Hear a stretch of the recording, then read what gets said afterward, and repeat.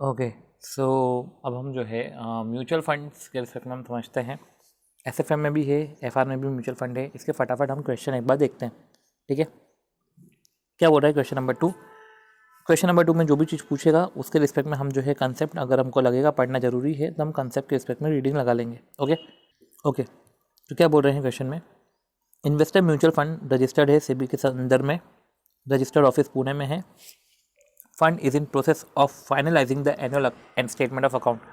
ये जो फंड है is in the process of finalising the annual statement. ये एक प्रोसेस में है of finalising the annual statement और one of its open ended mutual fund scheme, ठीक है। From the information furnished below you are required to prepare statement showing statement of movement of unit holder fund. हमको statement showing statement of movement of unit holder fund बताना है। मतलब simple सी बात है, हमको movement बताना है ऑफ यूनिट होल्डर फंड कि कैसे मूव होता है। सिंपल सी बात है, शायद हमको नेट असेट का क्लोजिंग बैलेंस ही निकालने का है, क्योंकि वही तो मूवमेंट है। ओपनिंग बैलेंस कितना है, कितना कैश आया, कितना गया, ये सब चीज़ें हैं, ठीक है। तो अब हम जो है देखते हैं क्या बोल रहा है ये। ओके, ओपनिंग बैलेंस देकर रखा है नेट एसेट का। देखो नेट एसेट का ये opening balance 12 lakh, net income 85,000 है। 850200 यूनिट इशू करी है 2016-17 में, और 7,52,300 7,52,300 जो है रिडीम हुई है, ठीक है। 71,320 में पार वैल्यू 100 है।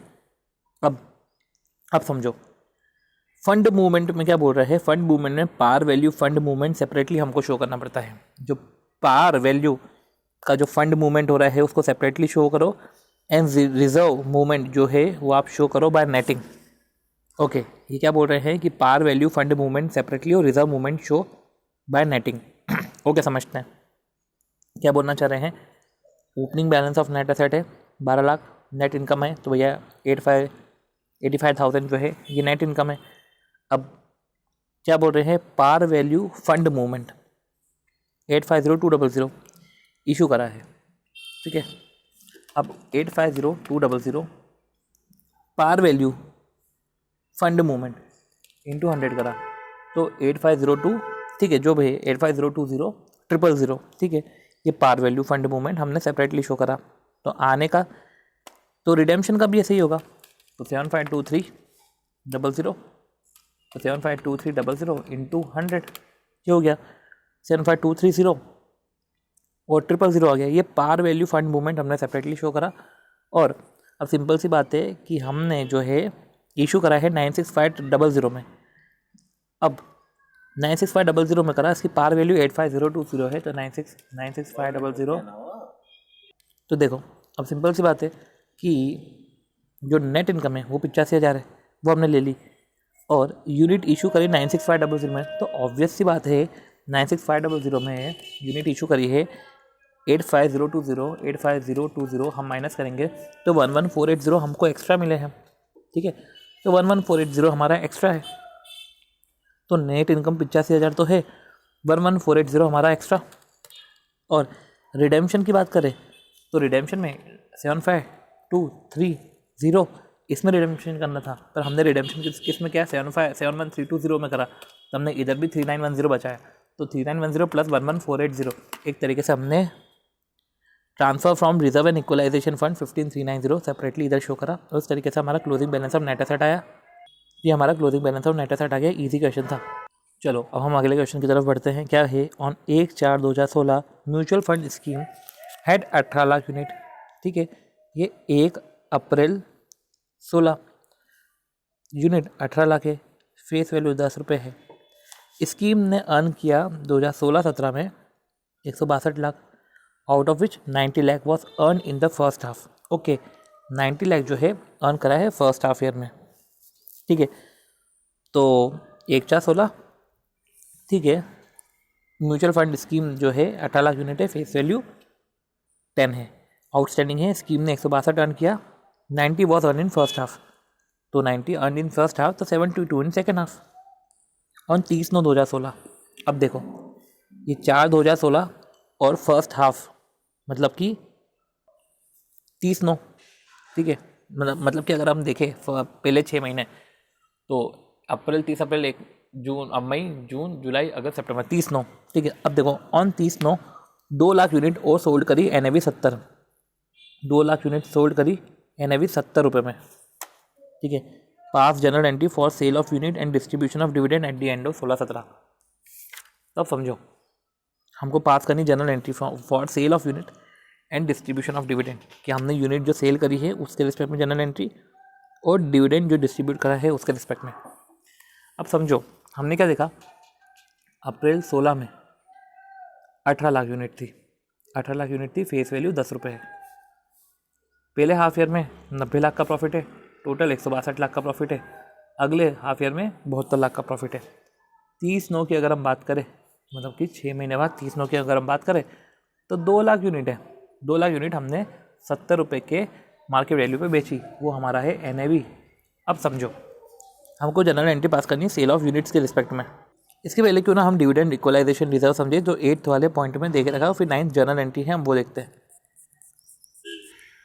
क्या बोल रहे हैं डिविडेंड इक्वलाइजेशन रिजर्व में। Okay 1 second, okay. अब देखो डिविडेंड इक्वलाइजेशन रिजर्व क्या होता है। आपने सोल्ड करी है 2 लाख यूनिट, आपने सोल्ड करी है, तो यूनिट सोल्ड करना एक तरीके से होता है यूनिट इशू करना, ठीक है। यूनिट सोल्ड करना का मतलब क्या होता है, ये म्यूचुअल फंड अपने यूनिट सोल्ड करता है, मतलब यूनिट्स इशू करता है, ठीक है। NAV 70 रुपये में। इसके पहले डिविडेंड इक्वलाइजेशन रिजर्व समझते हैं कि सपोज करो ओपनिंग में 9 लाख यूनिट है और NAV 10 रुपये है। मिड ऑफ द ईयर में यूनिट्स 1 लाख आपकी, उसकी NAV जो है 60 रुपये पे आपने इशू करी। टोटल रिटर्न जो है 81 है। अब सबसे पहले आप समझो 81 में पहले हाफ ईयर का 45 है। अब फर्स्ट हाफ ईयर का अगर आप रिटर्न देखो तो 45 है। ओल्ड 9 लाख है, नए 1 लाख यूनिट और इशू हैं, ठीक है। तो अब नए 1 लाख यूनिट और इशू हैं, तो जो पहले हाफ ईयर का है रिटर्न वो तो उनको जाएगा 45/9, 5। और अगले जो है 15 लाख अगर हम बोले तो देखो टोटल रिटर्न में 81 है ना, तो 81 - 45 तो 36 जो है वो 10 में बढ़ जाएगा, 10 में बढ़ जाएगा तो 3.6 दोनों का होगा। ये ऐसा होना था, ठीक है, ये ऐसा होना था। पर अब क्या होता है कि to curb this limitation dividend equalisation केम।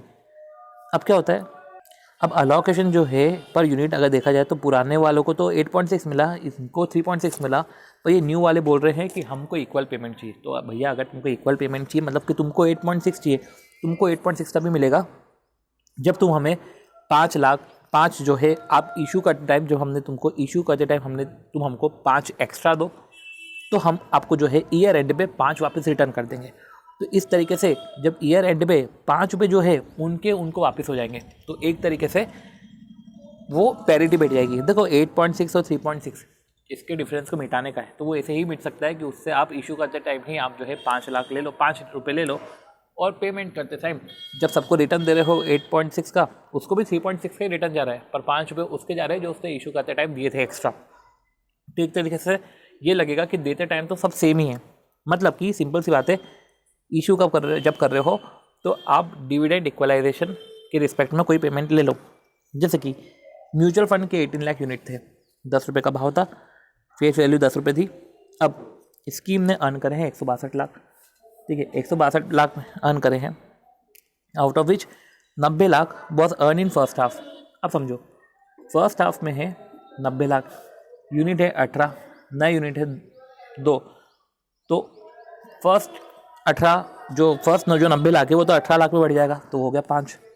अगले जो 72 है, ठीक है, अगले जो 72 है वो बढ़ जाएंगे, हमको कितने बढ़ जाएंगे, वो 20 में बढ़ जाएंगे, क्योंकि 2 लाख नए यूनिट इशू हैं, तो 3.6 हो जाएगा। 3.6 वही सिचुएशन है कि 18 लोगों को तो जो है 8.6 मिला और 2 लाख को जो है 3.6 मिला।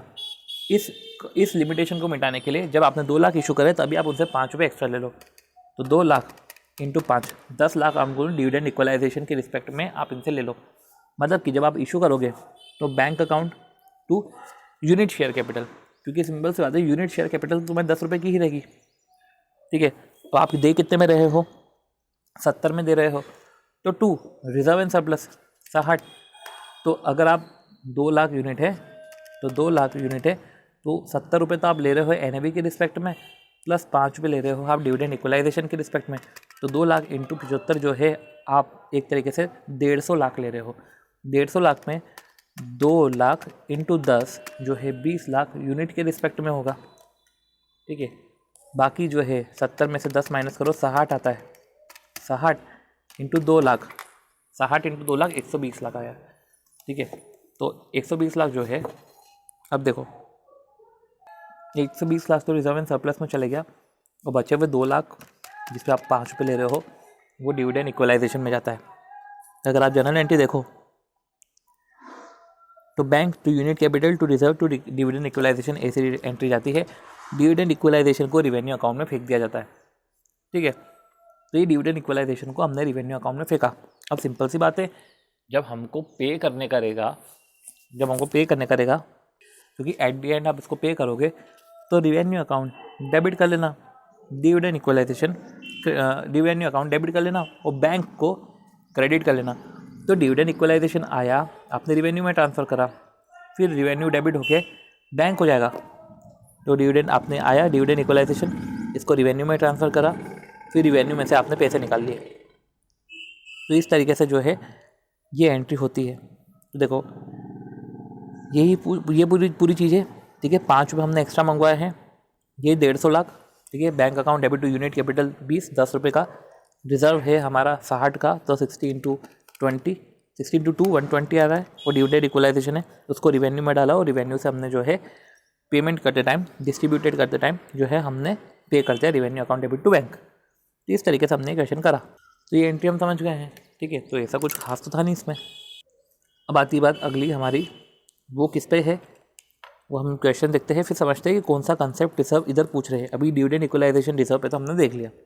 चलो क्या बोल रहे हैं कि म्यूचुअल फंड ने 1 अप्रैल 17 को रेज करे हैं 100 लाख, ठीक है, bye issue of 10 lakh unit.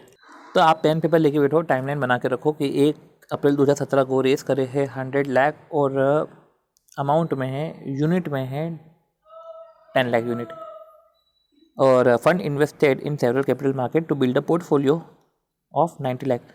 और बाकायदा रेज जो आपने पैसे करे हैं, ठीक है, तो म्यूचुअल फंड ने यूनिट इशू करी है, तो पैसे आए हैं तो पोर्टफोलियो में इन्वेस्ट हुए हैं, ठीक है। To build a portfolio 90 lakh, हाथों हाथ ही इन्वेस्ट हो गए, मतलब 10 लाख हमारा, सिंपल सी बात है। और initial expenditure amounting to 7 lakh, तो एक तरीके से 3 लाख ही हमारा बचा ओपनिंग बैंक बैलेंस। देखो फिर बात आती है ड्यूरिंग अप्रैल 17 फंड ने सोल्ड करी certain securities of cost 38 lakh for 40 lakh. अब 3 लाख हमारा ओपनिंग था, तब फंड ने सोल्ड करी सर्टन सिक्योरिटीज़, कॉस्टिंग 38 है फॉर 40, तो 40 अपना जो है वो हमको मिला। अगर हम बैंक बैलेंस की बात करें, 2 का तो हमको गेन हुआ है, पर हम कैश के रिस्पेक्ट में बात करें तो हमको 40 लाख मिला। एंड परचेस अनदर सिक्योरिटी 28.20, तो 28.20 है, तो 28.20 हमने माइनस कर दिया। The fund management expenses for the month was amounting to 4.5 lakh. अब 4.5 लाख हमारे फंड मैनेजमेंट एक्सपेंसेस है, जिसमें 4.25 वर इन अरियर।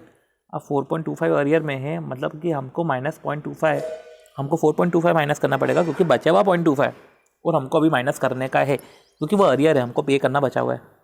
डिविडेंड अर्नड है 1.2, 75% ऑफ रियलाइज्ड अर्निंग। डिविडेंड भी आपने अर्न करा है 1.2, अब 75% ऑफ रियलाइज्ड अर्निंग, तो सिंपल सी बात है 1.2, और उधर से अगर आपने जो है अर्न है 1.2, 75% of realised earning were distributed, तो आपने कहीं इन्वेस्टमेंट करके रखा होगा, तो डिविडेंड रिसीव हुआ होगा 1.2 का। Proceed of sale of security देख रहे हमने करके रखा है। फंड मैनेजमेंट एक्सपेंसेस हमने माइनस करे। कैपिटल गेन जो अब देखो रियलाइज्ड अर्निंग का 75% डिस्ट्रीब्यूटेड है, तो 1.20 का 75% डिस्ट्रीब्यूटेड है, और जो कैपिटल गेन है 2 लाख का, उसका 75% डिस्ट्रीब्यूटेड है। तो इस तरीके से हमारा क्लोजिंग बैंक बैलेंस आ जाता है। क्लोजिंग बैंक बैलेंस के साथ जो है पोर्टफोलियो है ना 90 लाख का, ठीक है। मार्केट वैल्यू ऑफ पोर्टफोलियो अब 30/4 का दे के रखा है, वो 101.90, मतलब कि कैश बैंक के साथ मार्केट वैल्यू ऑफ पोर्टफोलियो 101.90 है। तो इस तरीके से जो है अगर हम देखें तो NAV जो होती है हमारी 111.25, एक तरीके से हम बोल सकते हैं कि कैश अकाउंट ले लिया हमने और मार्केट वैल्यू ऑफ पोर्टफोलियो ले लिया। पर हमको अपने एरियाज ऑफ एक्सपेंडिचर जो हमको 0.25% है वो हमको भी माइनस करने पड़ेंगे ना, तो वो हम माइनस करेंगे। रही बात है तो आपने इनकम अर्न करके आपने डिस्ट्रीब्यूट करा, तो आपने अर्न भी करा, तो आपने कैश रिसीव करा, फिर आपने डिस्ट्रीब्यूट कर लिया, ठीक है, तो कोई दिक्कत नहीं। पर जो एरियर ऑफ एक्सपेंडिचर है जो आपको पे करना है तो वो आप पे करो। क्लोजिंग नेट एसेट आएगा, नंबर ऑफ यूनिट 10 लाख है, क्लोजिंग एनएवी आ जाएगी 11.10। कुछ खास नहीं था क्वेश्चन में, सिंपल से आता है, हमको एनएवी ऑफ म्यूचुअल फंड निकालना था। तो एनएवी ऑफ म्यूचुअल फंड के रिस्पेक्ट में 4th पॉइंट में और स्पेसिफिक कुछ बातें दे के रखी होगी, वो हम देख लेते हैं। क्या है कि mutual fund prepared on cost basis पे नहीं होता, मार्क टू मार्केट बेसिस पे होता है। फिर एनएवी आती है, तो एनएवी में जो है market value of asset minus liability divide by number of unit. जैसे कि हमने मार्केट वैल्यू ऑफ असेट लिया माइनस लायबिलिटीज़ करा divide by number of unit करा, ठीक है। या तो अपन ऐसा बोल दो net asset divide by number of unit. और सेबी गाइडलाइंस के हिसाब से all mutual fund has to disclose NAV, आपको एनएवी डेली बेसिस पे डिस्क्लोज करने का है, ठीक है। इस तरीके से जो है ये पर्टिकुलर चीज़ें हैं। चलो अब हमको जो कैलकुलेट करना है, अब वापस हम जो है मेन पॉइंट पे आते हैं और देखते हैं कि अब हमें जो है वो क्या कैलकुलेट करने का है।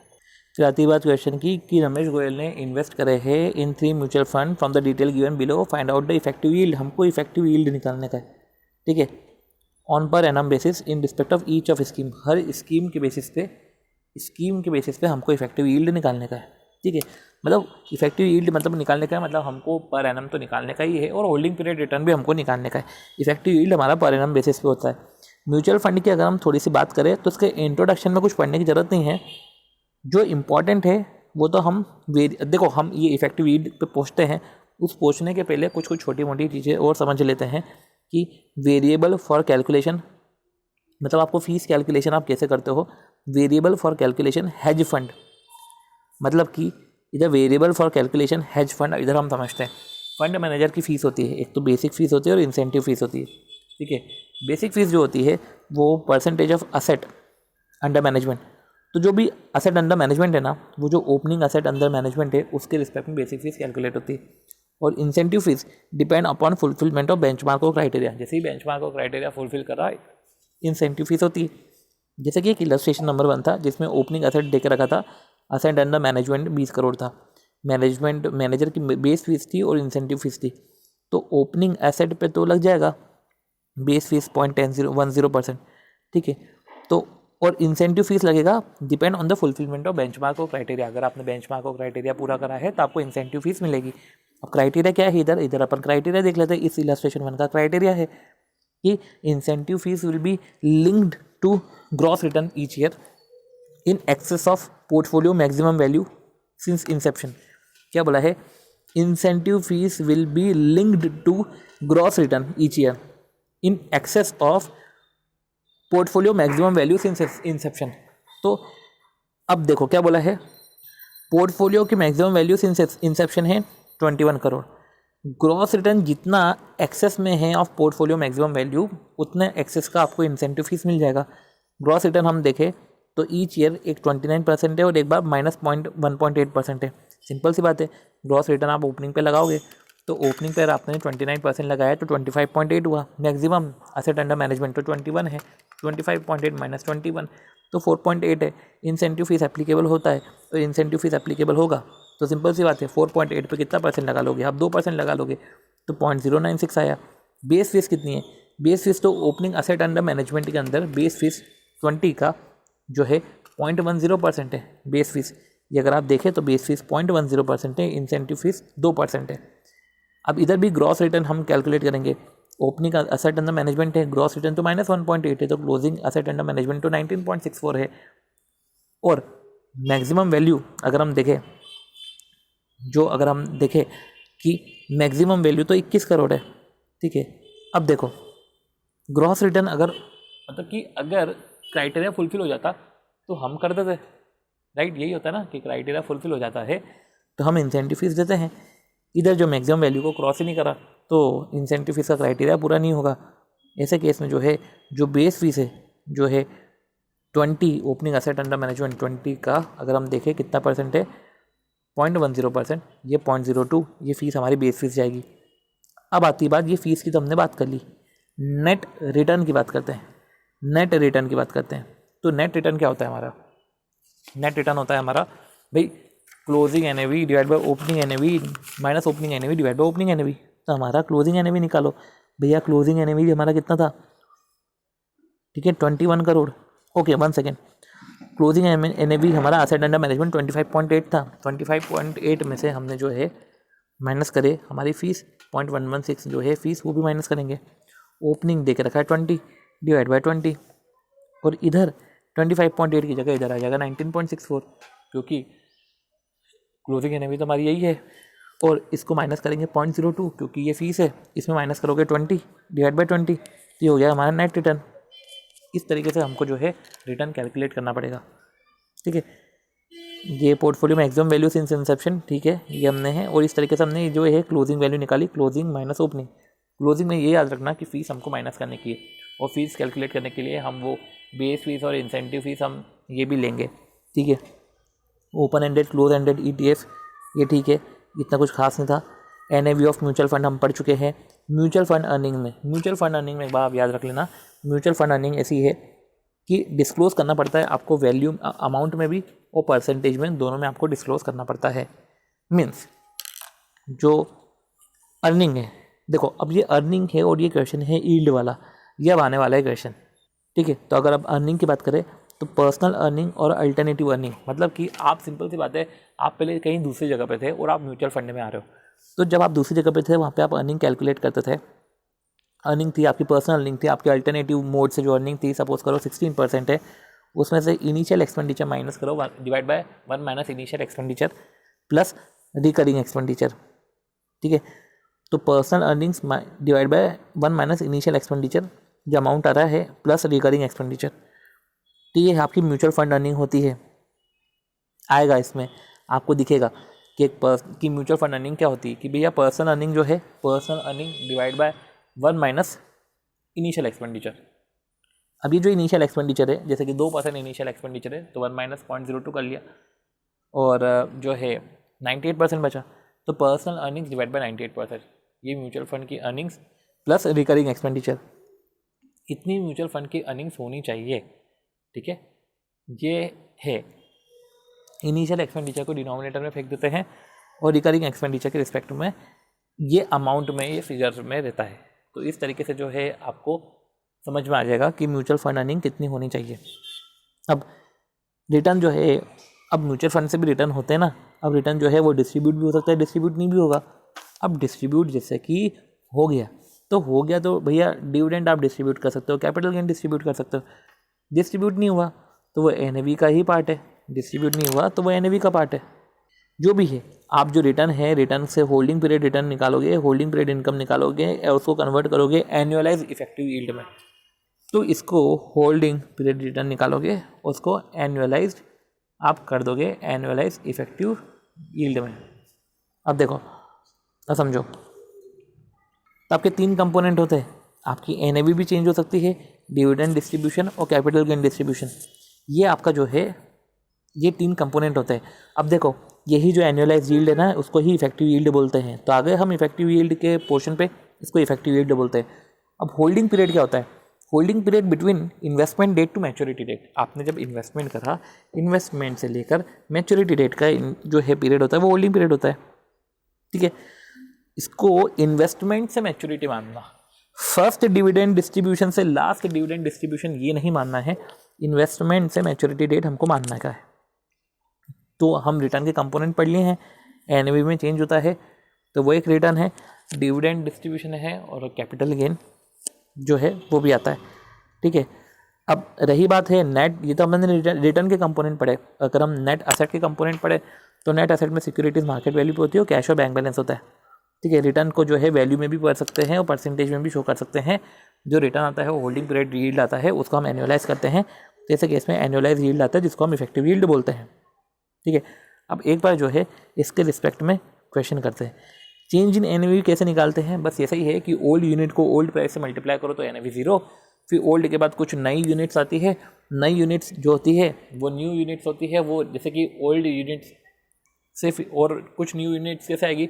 आपने री इन्वेस्टमेंट करा, आपने म्यूचुअल फंड की अर्निंग से वापस म्यूचुअल फंड के यूनिट्स ही परचेस करे तो री इन्वेस्टमेंट करा, तो आपके पास जो यूनिट्स है वो नई यूनिट्स आई नए प्राइस में, तो old plus new unit into new price. तो ऐसे केस में NAV बना जाता है और उस रिस्पेक्ट में जो है उसको चेंज इन NAV बोलते हैं। तो ये 3 स्कीम है, 3 स्कीम के रिस्पेक्ट में हम कैलकुलेट करते हैं, ठीक है। तो डेज कैलकुलेट करते हैं, फिर हमको जो है बेटर तरीके से समझ में आ जाएगा। अगर हम देखें, रमेश गोयल ने इन्वेस्ट करे हैं 3 म्यूचुअल फंड में, ठीक है। और डेट ऑफ इन्वेस्टमेंट है, देखो डेट ऑफ इन्वेस्टमेंट है 1/12/16, ठीक है, 1/12/16। अमाउंट ऑफ इन्वेस्टमेंट है 1 lakh. NAV at the date of investment, अच्छा NAV 10.5 है और डिविडेंड रिसीव्ड अप टू 31/3/17। तो 1/12/16 से 31/3/17 कितना डिविडेंड रिसीव हो रहा है? 1900। और NAV एज एन 31/3/17 वो है 10.40। तो सिंपल सी बात है, रिटर्न के कंपोनेंट क्या होते हैं? डिविडेंड, कैपिटल गेन और चेंज इन NAV। तो ज़्यादा डिविडेंड और कैपिटल गेन ही, डिविडेंड और चेंज इन NAV ही दिख रहा है। अगर हम देखें NAV at the date of investment 10.5 है और NAV 10.4 हो जाता है। अब समझो हमको अब क्या करने का है, ठीक है। तो इधर सबसे पहले तो भाई अमाउंट ऑफ इन्वेस्टमेंट कितना है? 1 लाख। 1 लाख है। NAV कितनी है कि हमारी? NAV कितने की हमारी? 10.5। तो सिंपल सी बात है, 1 लाख डिवाइड बाय 10.5, यह हुआ हमारा 9523.80, या हम बोल सकते हैं 809। अच्छा, इन्होंने 3 डेसिमल लिए। अब इसको पहले 10.5 था, अब 10.4 हो गया है, ठीक है। तो इसको अपन 10.4 करते हैं, ठीक है। तो 990476, ठीक है। तो 990471 आ गया, ये हो गया हमारा 990471 आ गया। ये हमारा जो आ गया NAV एंड की, ठीक है। अब समझो, अब देखो, अगर मैं देखूँ तो इन्वेस्टमेंट तो 1 लाख का करा था, ठीक है। अब 1 लाख का इन्वेस्टमेंट हो गया है 990471.61। तो ऐसे केस में 952.39 तो कम हो गया, ठीक है। तो 952.39 हमारा हो गया कम।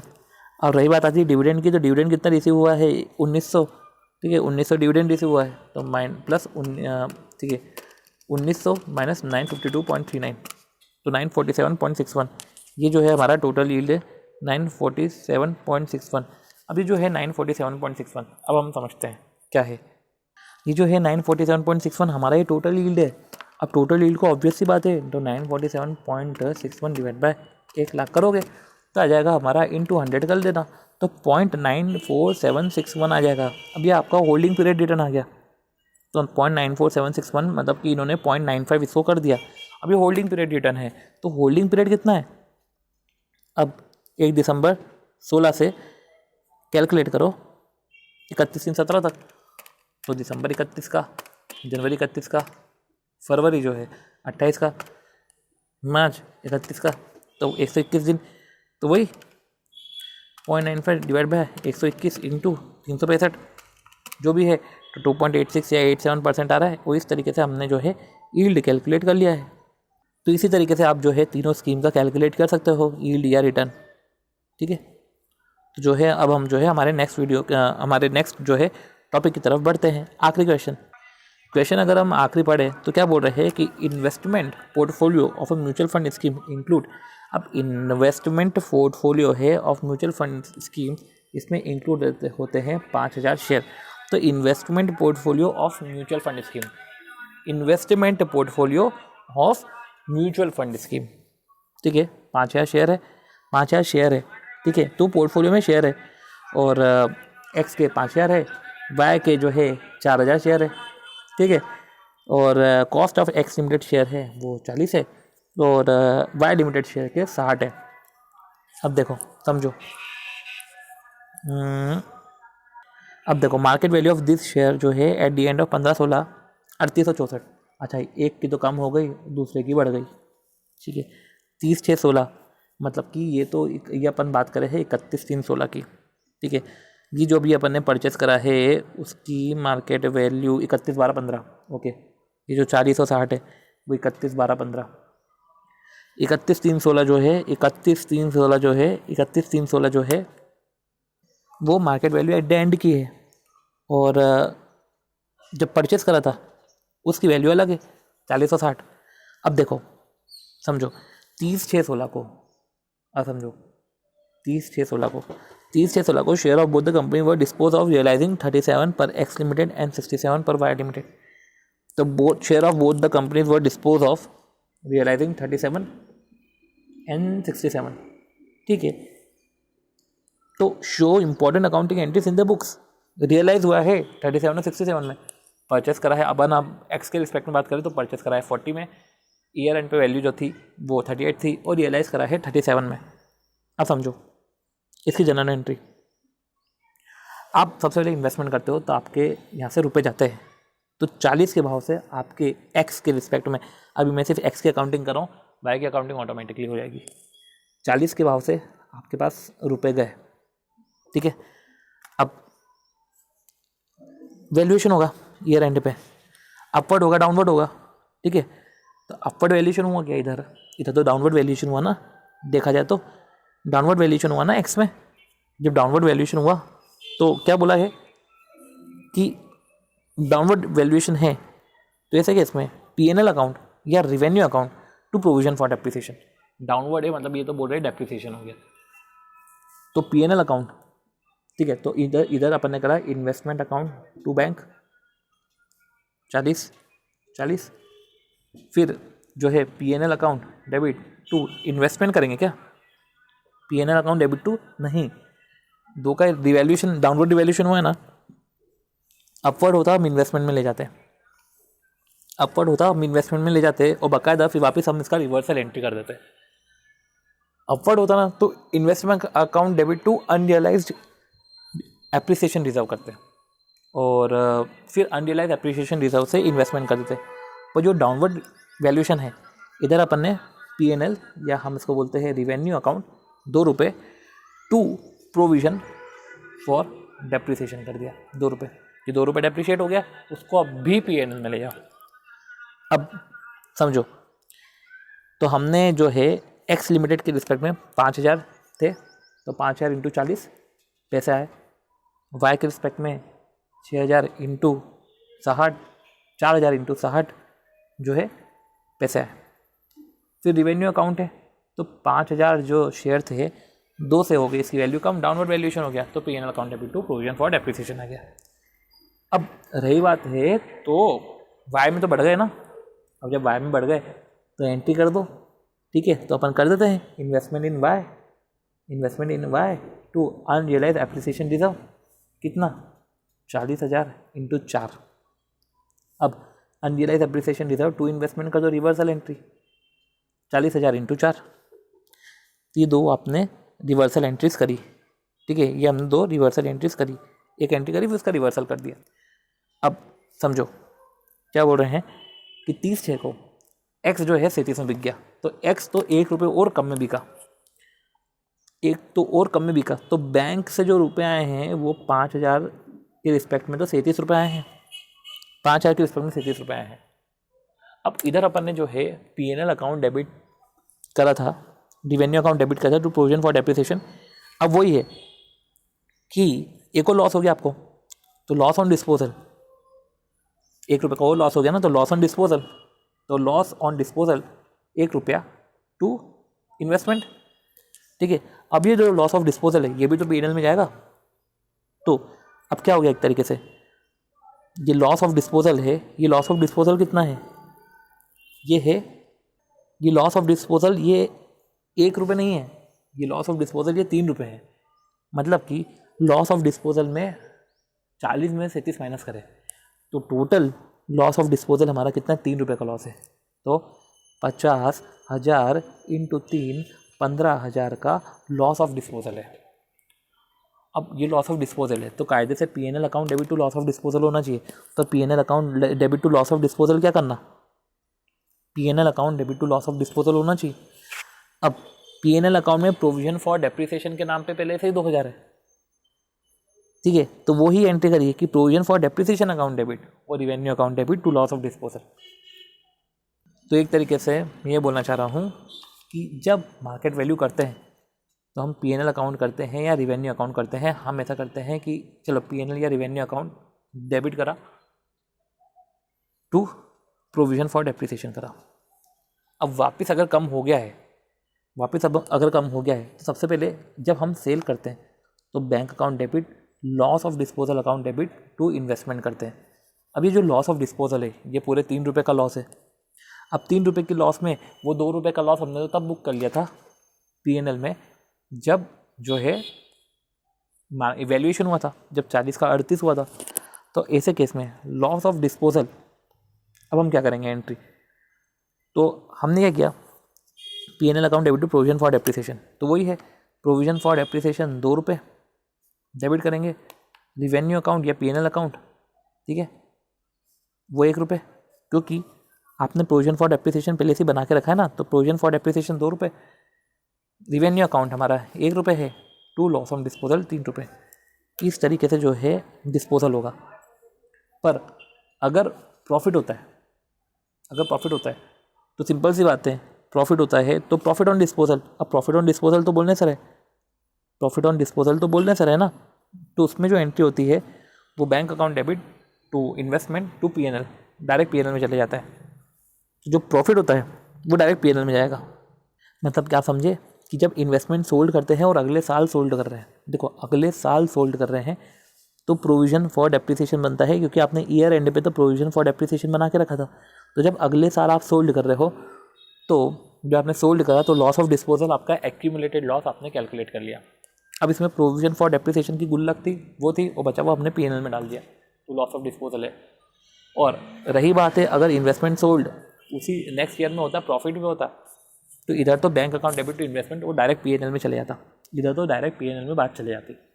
और अगर सेम ईयर में, ये नेक्स्ट ईयर में नहीं सोल्ड हो रहा है, सेम ईयर में सोल्ड हो रहा है, तब भी इसकी सेम ही एंट्री होती। पर इधर जो है ना वो लॉस ऑफ डिस्पोजल नहीं बनता। जैसे कि हमने जो वैल्यूएशन के समय प्रोविजन, हमने जो P&L account debit to provision for depreciation करा था ना, वो नहीं होगा, direct loss of disposal calculate होगा, क्योंकि उसी साल बिका है। और P&L account debit to loss of disposal, मतलब कि प्रोविजन फॉर डेप्रिसिएशन तब बनता है जब जो है ये 2 साल का ट्रांजैक्शन हो या ईयर एंड के बाद बेच रहे हो तो वही बात है कि प्रोविजन फॉर डेप्रिसिएशन कब बनता है, प्रोविजन फॉर डेप्रिसिएशन। तो ठीक है, तो इस तरीके से हम क्या समझे हैं कि एंट्री इन्वेस्टमेंट टू बैंक पहली एंट्री, फिर अप्रिसिएशन हुआ तो इन्वेस्टमेंट टू UAR हो जाएगा अनरियलाइज एप्रिसिएशन, और UAR टू इन्वेस्टमेंट हो जाएगा रिवर्सल एंट्री। फिर इन्वेस्टमेंट आप सोल्ड करोगे तो पैसे आएंगे, bank to investment to revenue direct. अब इन्वेस्टमेंट टू बैंक अगर लॉस हुआ, इन्वेस्टमेंट टू बैंक तो पहले तो एंट्री हो जाएगी लॉस में, आप provision for depreciation to investment कर दोगे, नहीं P&L account revenue account to provision for depreciation कर दोगे।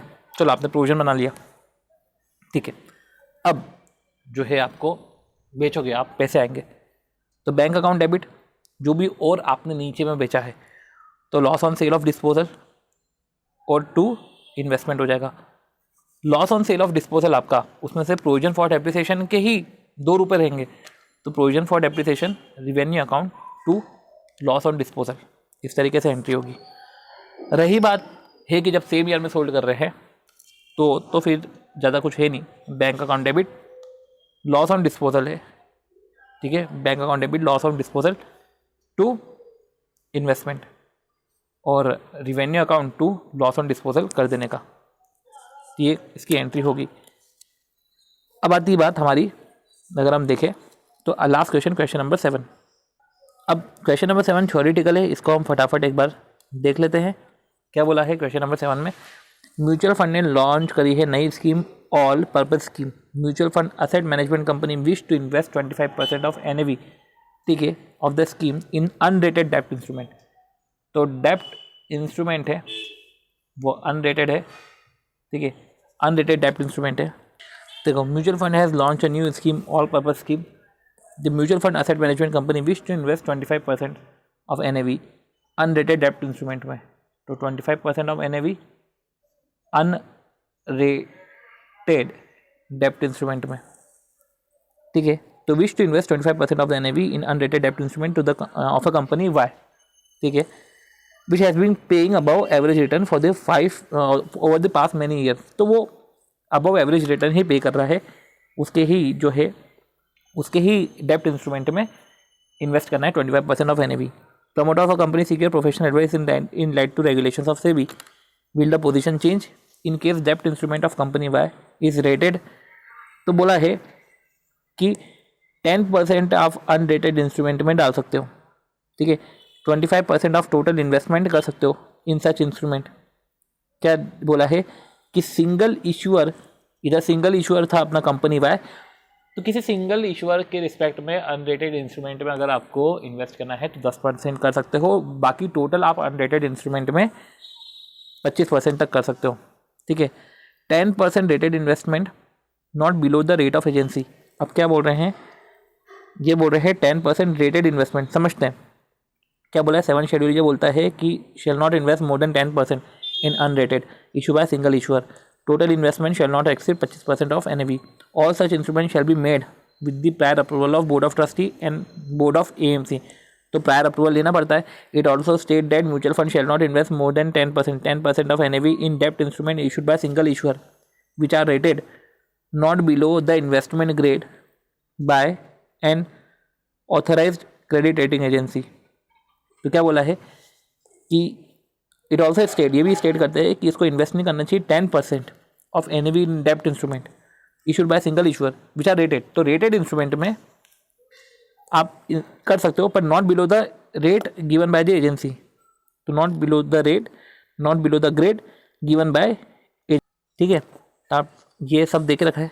तो इन्वेस्टमेंट में extend to 12% of NAV of scheme with prior approval of board of AMC, ठीक है. अब इफ द डेप्ट instrument of Y limited unrated mutual fund AMC can not invest more than 10%. If डेप्ट instrument Y rated है तो 12% से ज़्यादा नहीं. Therefore investment 25% of NAV of the scheme in डेप्ट instrument of Y limited by mutual fund AMC is not permissible. क्या बोल रहे हैं कि अगर ये ऐसे इंस्ट्रूमेंट रेटेड भी है तो 12% से ज़्यादा नहीं. Therefore investment of 25% of NAV of डेप्ट instrument in Y limited by mutual fund AMC is not possible as per SEBI regulation. पर ये क्वेश्चन आप काटो क्योंकि सेबी रेगुलेशन एक्ट 2016, अब तो LODR रेगुलेशन ये सब भी आ गए हैं. तो ठीक है, इतना कुछ ऐसा खास नहीं होगा. चलो, इस तरीके से अपन ने जो है म्यूचुअल फंड के रिस्पेक्ट में जो है सब कर लिया है. SEBI mutual fund amended regulation 2016 के थे, उसके बाद अमेंडमेंट आए हैं. ये क्वेश्चन इतना खास नहीं है, वो तो सिंस वो PM 2017 की, तो उसमें ऐसा दे के रखा है. सो अब ये क्वेश्चन ओवर होते हैं. मिलते हैं हम हमारे नेक्स्ट वीडियो.